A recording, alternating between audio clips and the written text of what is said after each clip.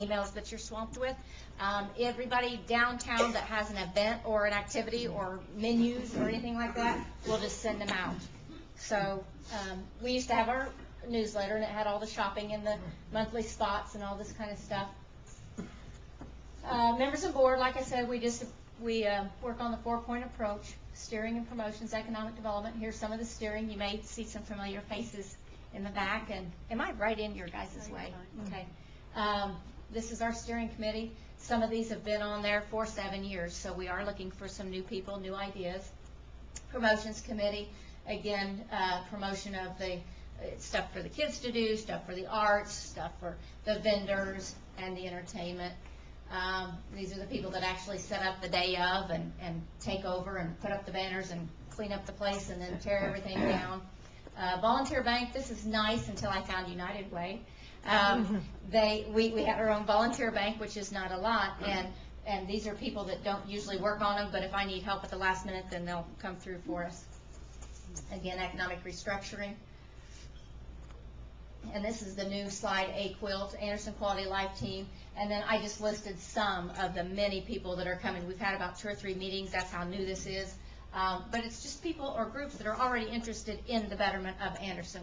And it's simply a networking. The last thing we'd want to do is disband any of these people or anything. But case in point, we had Global Student Solutions, which is a smaller not-for-profit. They were going to have their own cleanup, say, Labor Day weekend. Okay, so we had this meeting, and ironically, Kim Townsend, through the city, that has earned her name as the trash lady. That's terrible, but she's in charge of so many trash pickups to the city. That's kind of what she's named. She's in charge of the Weed and Seed program and several community development block grant programs. Well, she's already worked with AU and has 400 kids coming from AU, so we combined the two. Our next meeting, Ivy Tech came and said, well, I wish you would have, I would have known, because they were trying to do their own little cleanup. But, if you network and work together, we can share our resources, we can share our monies, we can share, one of the guys was a mowing, professional mower, and he's donating his time. But, if we haven't got Ivy Tech to that meeting, they wouldn't have known anything about it, and it just, how it works. So it's really kind of a neat thing. These are just, like I said, a handful of people that are coming to the meetings. The reason I put this in is not only to show you all the events that are happening downtown, but in 2002, obviously the new park, Ames was the one that was trying to be responsible for bringing people downtown. We had, say, 5 lunches a year. We had 5 Super Saturdays a year. Once every month, we had Low 500, we had Cultural Fest, we had Winter Fest, we had all kinds of things, and the same 7 people were doing it. Now you can see that different groups and community groups and different organizations have come forward to put a lot of stuff downtown, so I think it speaks for itself. Our calendars get pretty full at the town center, and that's a nice thing. These are just, I'll flip through these. This is just the amount of people downtown on some of these events. It's just great. The ages, the races, they just don't care. Everybody dances together, gets along. Our Little 500 seems to be a growing event. These car people, they just keep coming and coming. And even this year in May, we even had rain, and they still didn't leave, which really shocked me because I figured they all throw their covers over the car.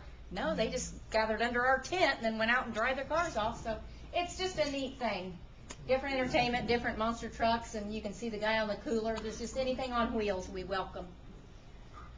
Cultural Fest, we did this the last 2 years. And again, this thing is probably the biggest festival we've thrown in the past 2 years. We have gotten, you can see some of the entertainment there. Indianapolis Hockey contacted us. They wanted to come down and teach kids. Falun Dafa, for Lorco dancers, all kinds of vendors. I think we had like 40 vendors this year, so it's a neat event, and entertainment all day long. AU helped us a ton with that, and GSS. Super Saturdays, again, just the kids. There were actually some of the kids that we complained about in the town center, the skateboarders and the bicyclers that are ripping through there.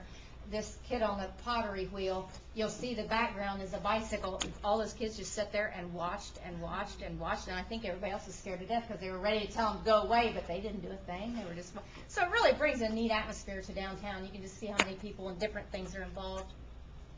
Payless Oktoberfest. This is what I say is my easy one because we just go down there and help Deb, so that's a nice one, but she's carried this on for I don't know how long. Payless's help and a lot of people's help. Halloween in the Park was new when the park started. Rodney in the Parks Department took this one over. So that was great. Winterfest, we've had that for quite some time. 7th annual may just be Ames. I think it went on before even Ames came around, so that's nice.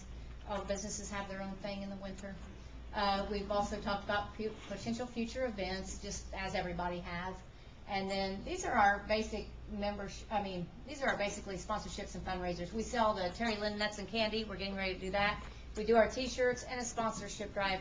And we don't ask for a lot of corporate sponsors. We do try to not bug everybody. We try to make our own money through our festivals and be self-sustaining. So we're small, but I think we're powerful. We're always up for fresh ideas and new members. But again, people tell me all the time that, oh, it'd be nice to have this. Oh, it'd be nice to have this. Well, I also need you to help me with it sometimes too. So that helps too. And then generally, like I said, you have your brochure, and we're always open to fresh ideas. Does anybody have any questions or anything? Just perfect. You have your brochure, and that's all. Thank you all.